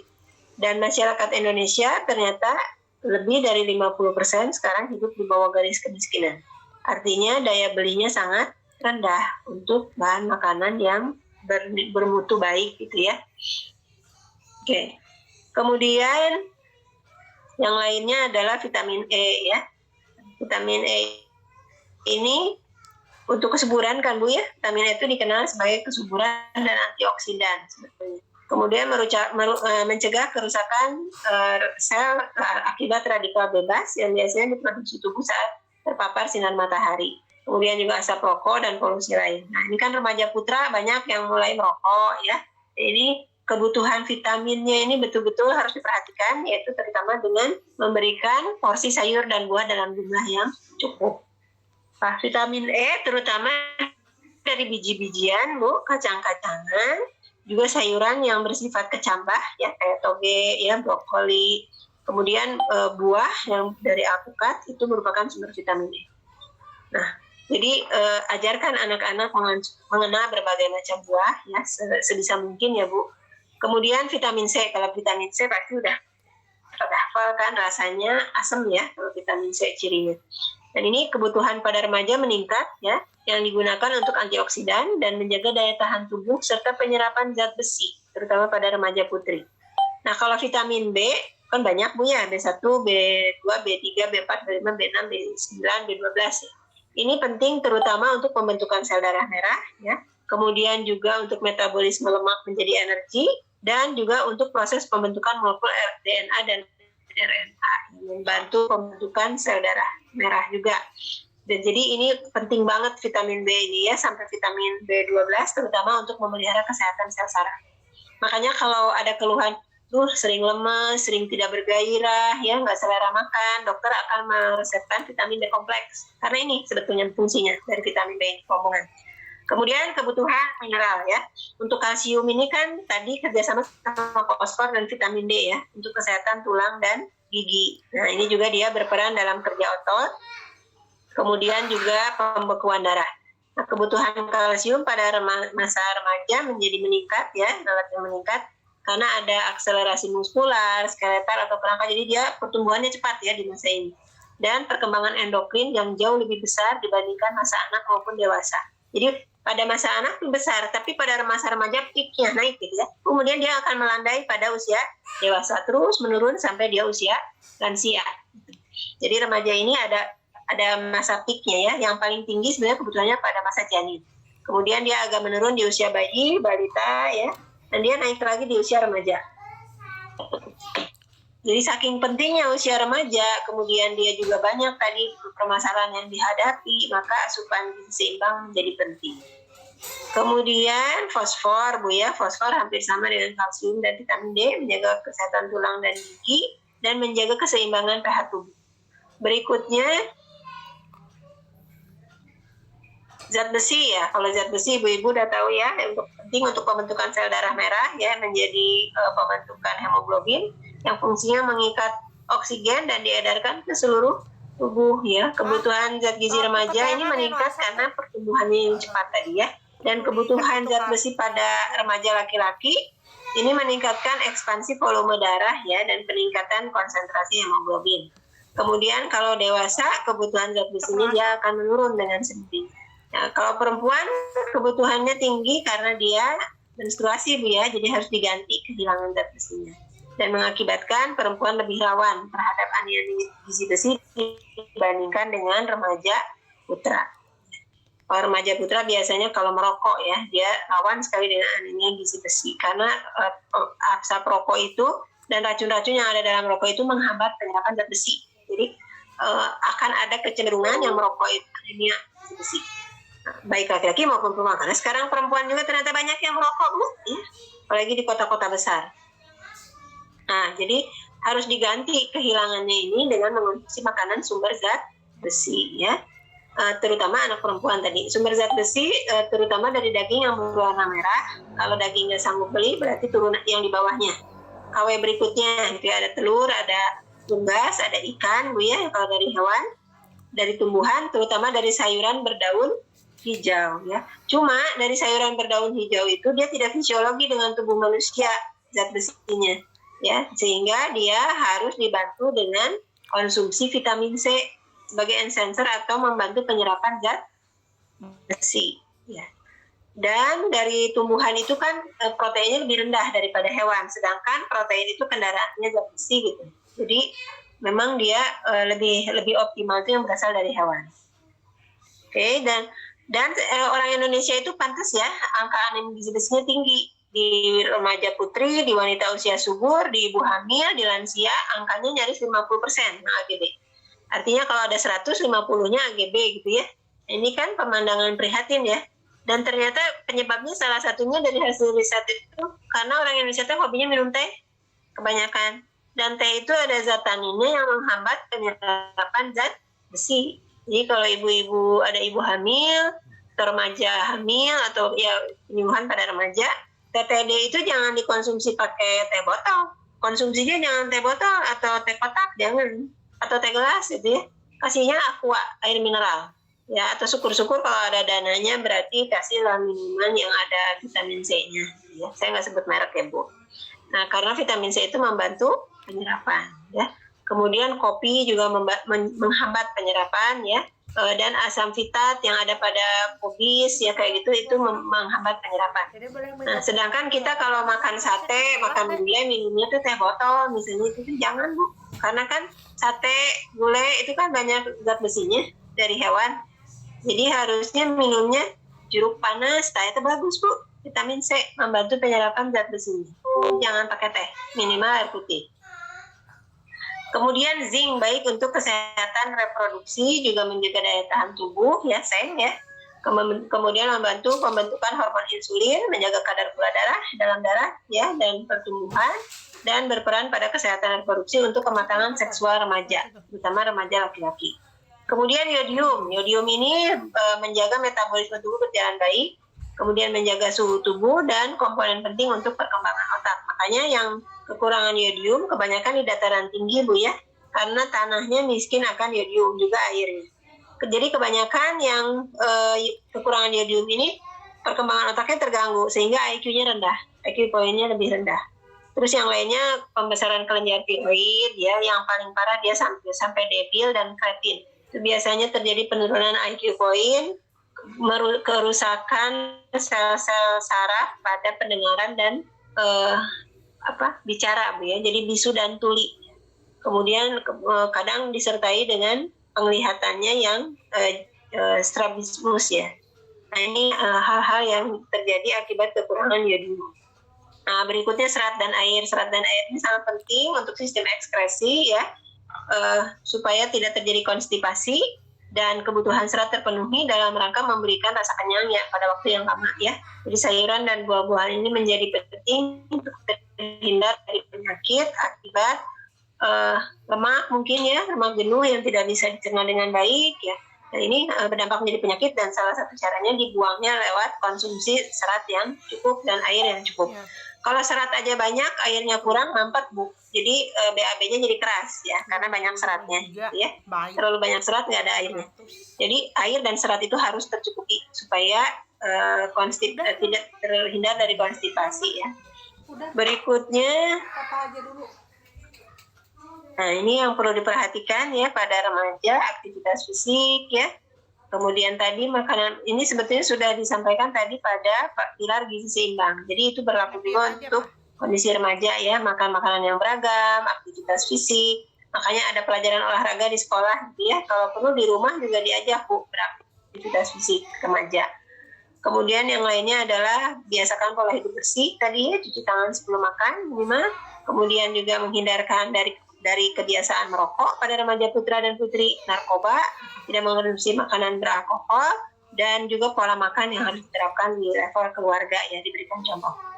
Setelah itu aktivitas fisik tadi baik itu dilibatkan dalam aktivitas di rumah maupun juga olahraga ya. Kemudian memantau berat badan ideal dengan IMT. Nah, IMT ini kalau pada remaja nggak pakai rumus yang tadi IMT, tapi dia memasukkan ke dalam tabel karena berdasarkan umur dan jenis kelamin. Jadi tinggal dilihat nanti di tabelnya itu umur, jenis kelamin, berat badannya berapa, dilihat yang mana nanti akan muncul standar deviasinya berapa. Nah, ini untuk patokan standar deviasinya berdasarkan Permenkes nomor 2 tahun 2020 ya. Jadi kalau lebih kecil dari -3 standar deviasi gizi buruk. Kalau -3 sampai dengan kurang dari -2 gizi kurang. -2 sampai dengan +1 standar deviasi gizi baik atau normal. +1 sampai dengan +2 itu overweight. Lebih dari +2 itu obes. Ya. Nah, jadi remaja ini harus dapat menerapkan gaya hidup yang sehat ya, dengan mengonsumsi makanan bergizi ya, kemudian aktivitas fisik yang rutin. Pola hidup sehat ini akan bermanfaat bagi tubuh remaja, tidak hanya sehat dan bugar, tapi juga mampu meningkatkan kekebalan tubuh. Dan nanti dampaknya pada kesehatan reproduksi pada masa berikutnya. Jadi harusnya ditabung sejak dia bukan dari remaja, sebenarnya dari mulai mengenal makanan pendamping ASI, sehingga dia terbiasa dengan makanan yang sehat. Nah, ini masalah penata laksanaan gizi pada remaja. Mulailah perkenalkan bahwa makan itu ada 3 waktu makan utama, ya, pagi, siang, malam, Bu ya. Karena tubuh kita itu memerlukan pasokan energi dan nutrisi setiap 4 jam kalau karbohidrat itu. Kalau lemak kan setiap 9 jam, panjang ya kalau lemak. Nah, protein juga. Nah, kalau karbohidrat itu setiap 4 jam. Bukan berarti harus banyak-banyak karbohidrat ya, sesuai dengan perhitungan ya. Dan dia distribusikan selama 1 hari. Ya, jadi ada makan pagi, makan siang, kemudian ada makan malam. Nah, di antara 2 waktu makan utama ada snack, makanan selingan, supaya dia tidak hipoglikemi sebelum ketemu makan utama berikutnya. Ya, makan malam itu sebetulnya supaya kita tidak hipoglikemi ketika tidur kan gitu. Ya, dan kita kalau perhatikan di sini susunannya selalu ada yang ditumpang gizi seimbang kan, ada sumber karbohidrat, ada sumber protein, baik hewani atau nabati, kemudian ada sayur dan ada buah. Jadi kalau pagi itu sampai sebelum makan siang ya Bu, itu makan pagi maksudnya. Coba dipecah dengan snack di antara 2 waktu makan. Jadi makanya suka ada coffee break ya kalau seminar itu mengacu pada kebutuhan gizi peserta. Apalagi peserta datang belum sarapan, lumayan lah ada coffee break gitu ya.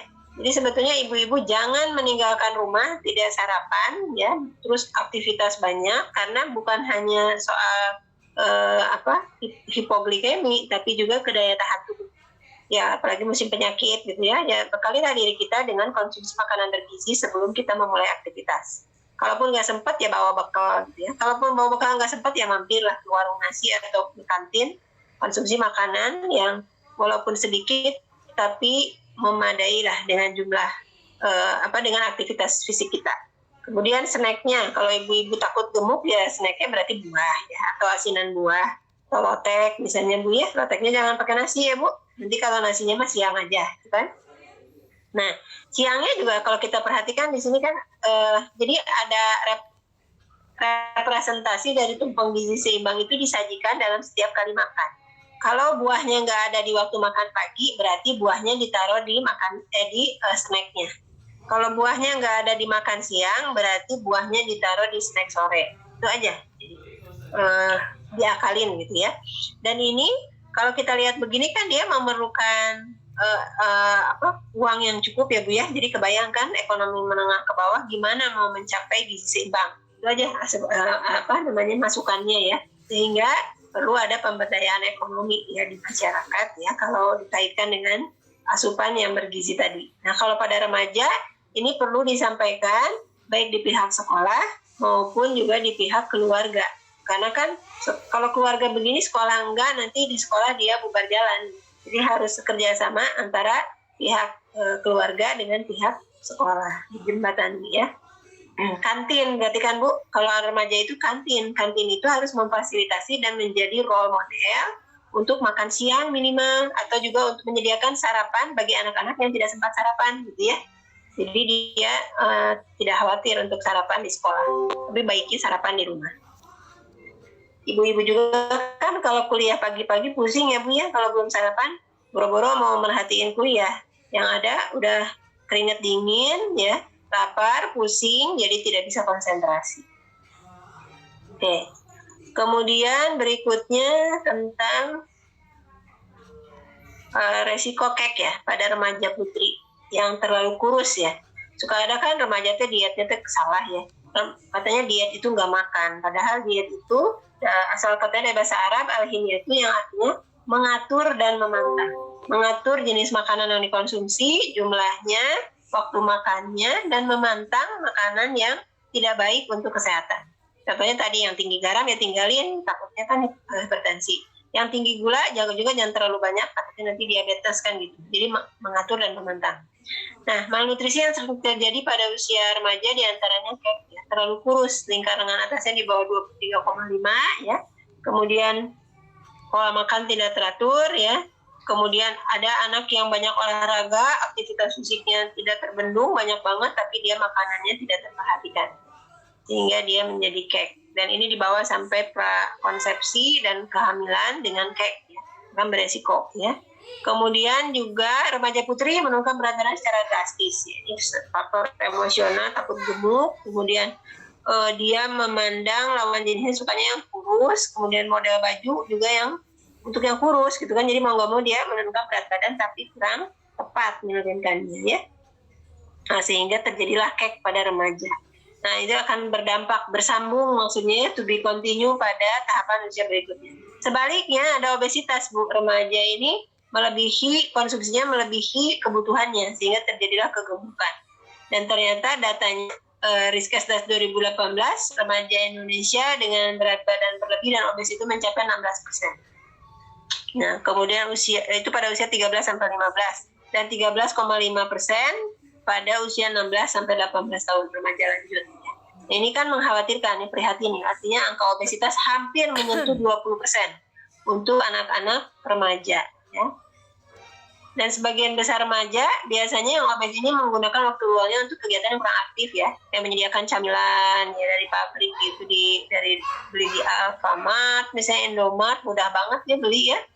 Dan itu menjadi daily activity-nya, mengonsumsi makanan seperti itu, atau mengonsumsi kue basah, roti basah ya, atau seblak dan lain sebagainya, tanpa memperhitungkan asupan kalorinya. Bukan nggak boleh ya Bu ya, tapi boleh asal diperhitungkan asupan kalorinya, juga sayur dan buahnya ditambahkan di rumah ya. Gorengan-gorengan tubuh ya, kerupuk dan kayak gitu kan nih benar-benar nggak sehat ya bagi remaja. Jadi dia itu kayak jadi junk food aja, hanya numpang lewat aja dan bahkan memberikan penyakit ya. Oke, berikutnya remaja sering missing breakfast tadi Bu ya, nggak sempat sarapan. Berarti tips menyiapkan sarapan itu ya, siapkan menu dengan gizi seimbang, pilih menu yang praktis ya, mudah disiapkan dengan berbagai jenis bahan makanan. Tidak harus nasi, dapat diganti sereal, roti, kentang, mie ya. Boleh ditambahkan susu atau hasil olahannya seperti yogurt. Kemudian bisa dilengkapi juga dengan buah segar atau yang di blender dibikin jus ya, dan minum air yang cukup. Nah, ini yang perlu disampaikan kepada remaja dan jangan lepas gitu Bu ya, karena kalau lepas udah nanti kebiasaannya akan berlanjut sampai dewasa. Berikutnya masalah gizi yang lain pada remaja ada anemia Bu ya. Anemia tadi sudah kita jelaskan penyebabnya karena makanannya kurang mengandung makanan sumber zat besi. Dan ini biasanya akan menyebabkan berbagai dampak ya, diantaranya mudah terkena berbagai penyakit terutama infeksi, kemudian kebugaran menurun dan cepat lelah ya beraktivitas, daya konsentrasi juga berkurang, kemudian pertumbuhan tidak mencapai tinggi badan optimal, jadi lebih pendek dari seusianya. Nah, remaja perempuan ini membutuhkan lebih banyak zat besi daripada laki-laki ya, karena dia mengalami menstruasi. Ini ada anjuran minum TTD untuk remaja putri ya dari Kemenkes ya. Jadi minum tablet 1 minggu sekali di hari yang sama, minum setelah makan, diminum dengan air putih kalau di sini ya, jangan pakai teh, jangan pakai kopi, kemudian jangan diminum bersamaan dengan teh, susu ya karena menghambat penyerapan, kemudian juga jangan dengan kopi. Dan yang terakhir setelah minum TTD makalah buah yang mengandung vitamin C untuk meningkatkan penyerapan zat besi. Oke.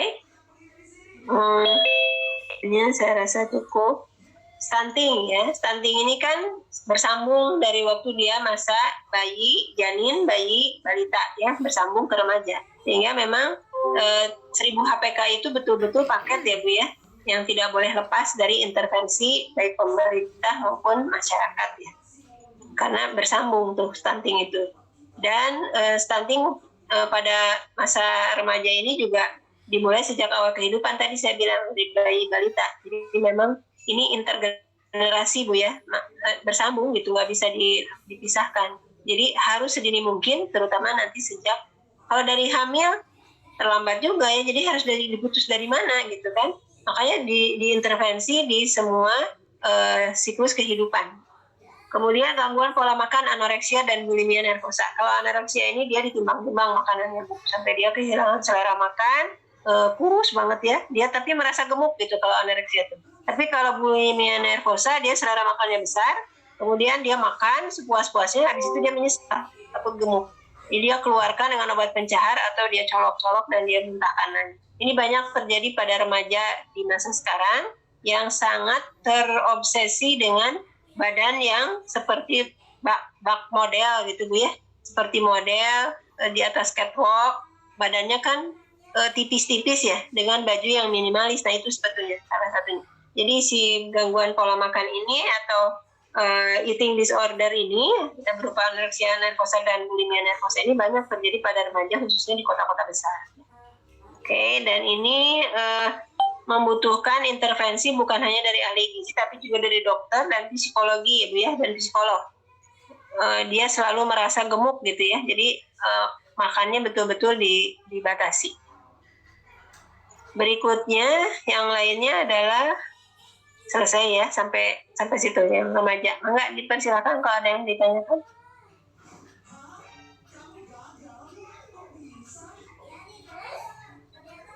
Bu, izin bertanya. Ya, silakan Mbak Anesya.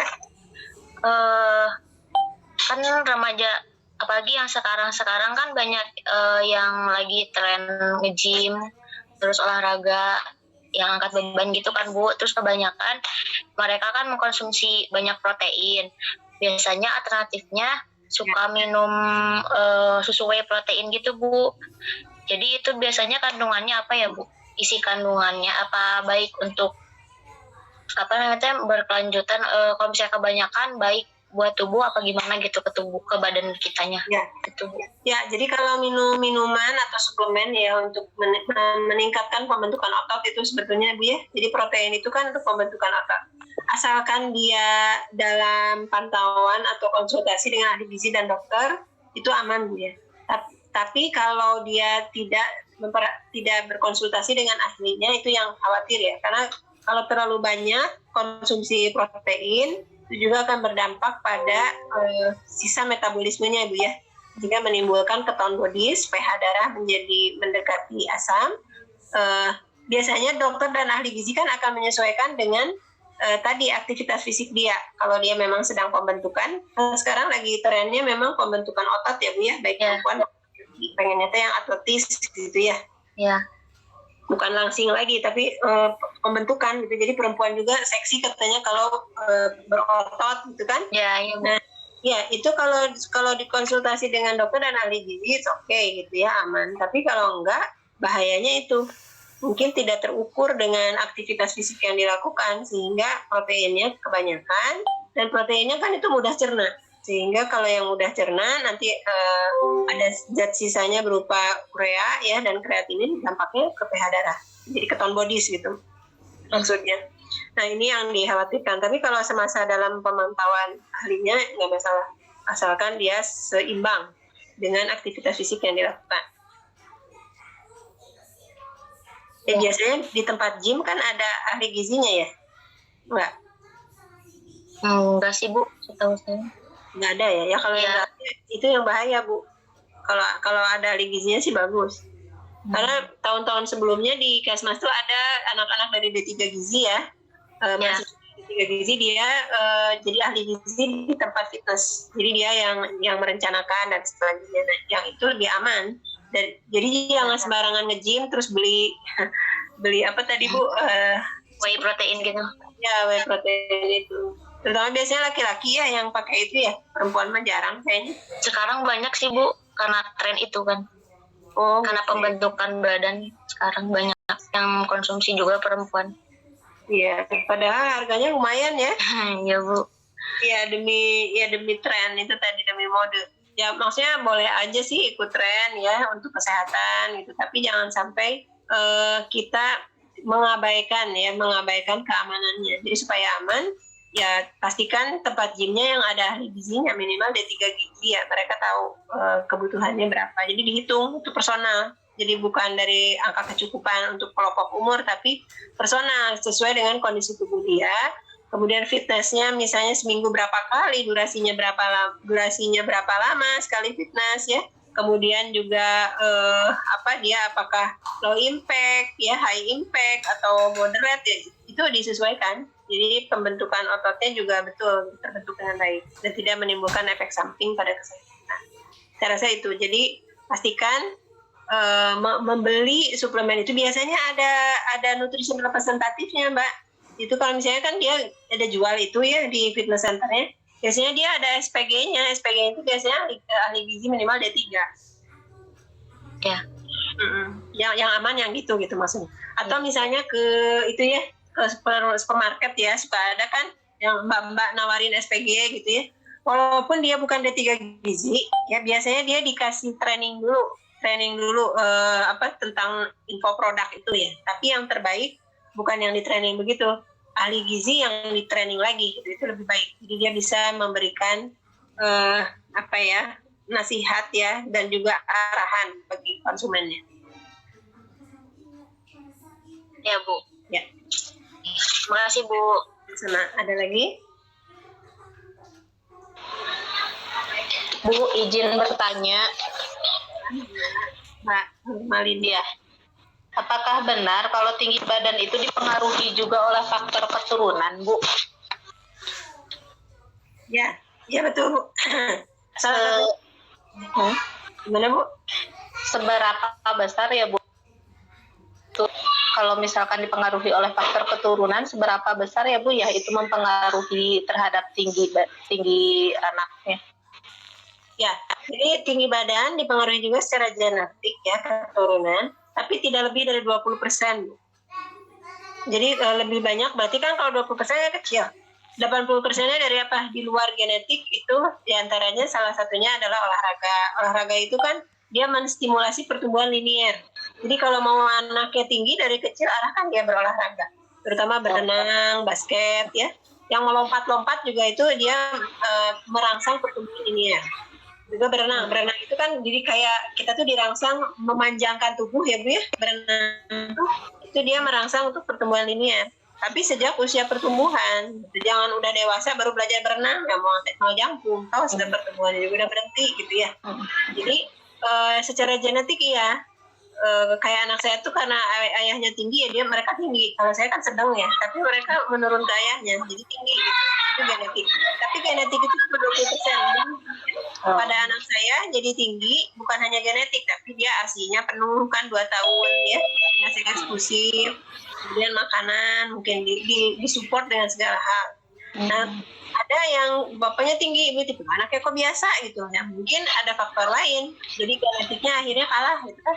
Ada faktor lain misalnya asinya nggak eksklusif, asinya juga nggak 2 tahun optimal. Kenapa kalau asi cenderung lebih tinggi anaknya? Karena ternyata hasil penelitian termasuk hasil tesis saya, Bu ya, itu ternyata anak-anak yang asi eksklusif juga dia durasi penyusuannya sampai 2 tahun, yang maksudnya lebih optimal lah penyusuannya.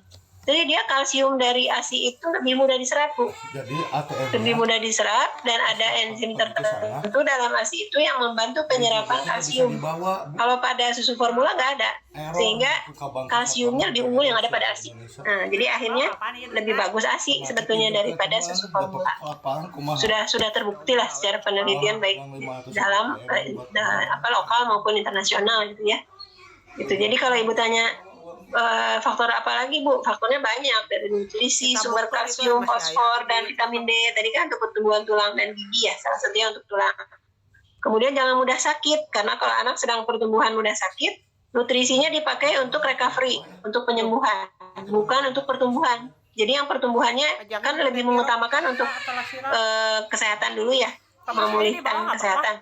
Jadi pertumbuhannya terabaikan. Makanya anak-anak yang sering sakit lebih terhambat pertumbuhan ke arah tinggi badannya daripada anak-anak yang sehat. Gitu. Jadi berarti personal hygiene penting. Tadi kan yang ada pesan di pilar gizi seimbang ya. Itu jadi banyak faktor.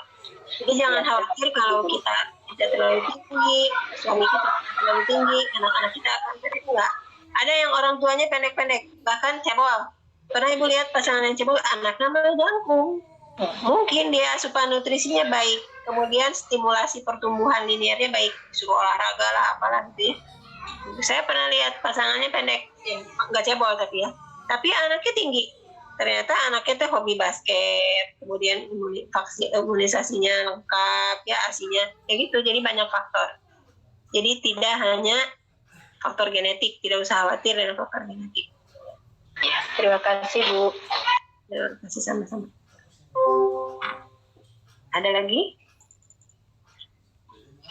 Ya, kalau enggak kita masuk ke gizi prakonsepsi ya, sedikit ya. Kalau gizi prakonsepsi sebetulnya hampir sama dengan remaja, cuma dia kebutuhannya kan untuk dewasa ya.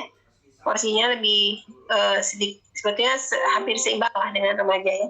Tapi prakonsepsi ini lebih mengutamakan bagaimana sel telur dan sperma bisa optimal ya untuk pembuahan, dan juga harus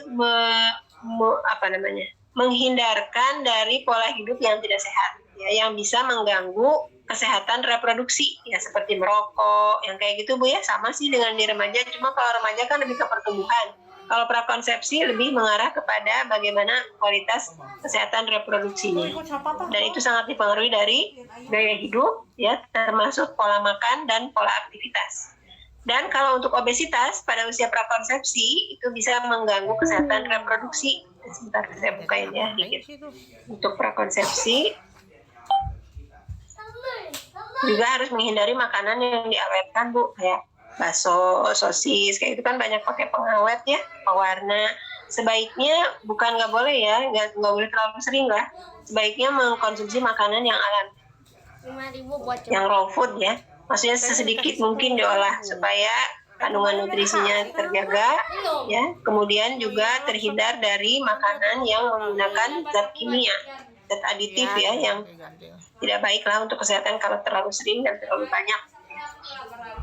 Nah sekarang kan banyak Bu, kita terpapar dengan nugget dan segala macam makanan olahan ya, akibat kita sibuk. Nah ini yang akhirnya membuat status gizi dan kesehatan kita sekarang mengalami penurunan ya. Artinya lebih penyakit yang diakibatkan karena pola makan yang salah. Coba Ibu cek deh, Ibu cek deh di kulkas Ibu ada apa aja. Banyak sayur atau banyak makanan olahan? Banyak sayur atau banyak minuman kemasan kan di kulkasnya, itu aja. Kita cek and recheck dari situ aja ya. Jadi kalau misalnya oh iya masih banyak ya, mari kita mulai beralih gitu ya, makanan yang lebih sehat. Kalau di negara maju sekarang mereka sudah mulai meninggalkan Bu, makanan-makanan olahan juga minuman olahan. Ini ya, jadi ketemu prakonsepsi itu di sini kalau saya sebelum kan. Nah ini. Ya, ini gizi prakonsepsi. Nah ini kan yang seperti ini kan, ini problem ini. Jadi sebelum menikah tuh sudah segini Bu gendutnya ya. Jadi pasangan obes ini harusnya merancang. Sekarang kan kemarin sih Dinas Kesehatan bilangnya gitu Bu, waktu paparan diseminasi stunting ya. Jadi mestinya ini diintervensi dulu 3 bulan ya sebelum menikah. Tapi kan susah tuh, berat badannya segini diintervensi ya. Maksudnya nggak akan instan gitu, tapi minimal dia terpapar. Jadi setelah menikah nanti bersama-sama olahraga ya, diet bareng-bareng kalau pasangannya sama-sama gemuk ya. Apalah banyak cara dilakukan ya untuk masa prakonsepsi ini supaya setelah menikah mereka akan menjadi pasangan yang sehat ya. Kemudian kehamilannya tanpa risiko ya, terhindar dari risiko kehamilan. Karena yang begini kan pasti berisiko kehamilannya. Nah, orang yang gemuk beresiko hipertensi, hiperkolesterol, diabetes. Ibu-ibu pasti tahu itu bahaya kehamilan kan? Ada bahaya kehamilan. Jadi yang seperti ini yang harus dihindarkan pada masa prakonsepsi. Dan masa prakonsepsi ini minimal 3 bulan Bu. 3 bulan sebelum kehamilan itu dia harus mulai menata pola makan, pola aktivitas, pola istirahat supaya ketika konsepsi itu dalam kondisi yang optimal. Udah tahu makanannya tadi yang seimbang, yang ada di kupon gizi seimbang. Itu Bu, kalau yang prakonsepsi kurang lebih gitu. Kalau dia merokok, suami dan istrinya, calon suami dan istri merokok harus berhenti. Karena biasanya ya Bu, dampaknya hasil penelitian, suaminya merokok, istrinya enggak, tapi terpapar ya, jadi perokok pasif. Anak akan lahir bayi dengan kapasitas paru yang lebih kecil dibandingkan yang tidak terpapar asap rokok. Alkohol juga ya. Alkohol itu kan akan berdampak pada kelainan otak ya, dan juga saraf pada bayi yang dilahirkan. Oke, sampai sini mangga ada yang ditanyakan? Sekarang langsung lah. Pengaturan makannya sama ya Bu, makan 3 kali makan utama, 2 kali makan ringan di antara 2 waktu makan. Aku sama Bunda ke bawahnya. Ya, silakan Bu, ada yang ditanyakan? Ya, kalau tidak ada, tidak perlu dipaksakan. Tidak perlu dipaksakan kalau tidak ada. Mudah-mudahan bermanfaat ya, meskipun sangat sempit ya waktunya ya. Karena gizi daur ini kalau saya D3 gizi dulu dua semester ya mata kuliah gizi daur Bu. Kalau ini kan diborongkan ya dalam, apalagi di D3 keperawatan Bu, 2 SKS itu harus belajar gizi daur, dietetik ya, dietetik penyakit, kemudian keamanan pangan, kemudian juga ilmu gizi dasar ya, gizi kesmas, 5 mata kuliah dijelin dalam 2 SKS coba Bu. Jadi itu kan bukan hal yang mudah ya. Mudah-mudahan yang sekilas ini bisa memberikan wawasan buat ibu-ibu dan juga lebih penasaran, jadi baca lagi ya. Nah, yang literatur lain ada bukan hanya 3 bulan Bu, tapi 6 bulan ya sebelum menikah. 6 bulan sebelum konsepsi maksudnya ya. Kan konsepsi pasti dilakukan setelah menikah gitu ya. Jadi menghindari fast food nih. Kemudian perbanyak asupan sayur, logok, buah-buahan, juga karbohidrat. Intinya raw food ya, jangan terlalu banyak diolah. Sesedikit mungkin pengolahannya. Hindari makanan berlebihan, satu jenis makanan atau minuman, mengurangi konsumsi makanan olahan yang diawetkan, seperti dikalengkan, makanan instan, minuman ringan terus dihindari, supaya kesehatan reproduksi optimal. Perbanyak konsumsi makanan minuman yang mengandung antioksidan, karena antioksidan ini juga melindungi kualitas sperma dan sel telur. Apa antioksidan? Antioksidan ini termasuk vitamin C tadi, makanan sumber vitamin E dan vitamin A. Ya. Kemudian kurangi dan hindari minuman yang banyak mengandung kafein, seperti kopi, teh, dan cola yang mengandung soda, yang mengandung soda.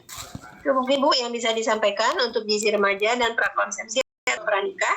Mudah-mudahan bisa jadi bekal menghadapi para klien ibu-ibu ya nanti di tempat bersalin. Kalau tidak ada yang akan didiskusikan atau ditanyakan, kita cukupkan sampai di sini. Sampai ketemu lagi di kesempatan yang lain. Terima kasih. Assalamualaikum.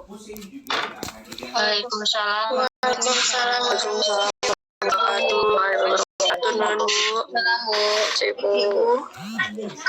Ibu.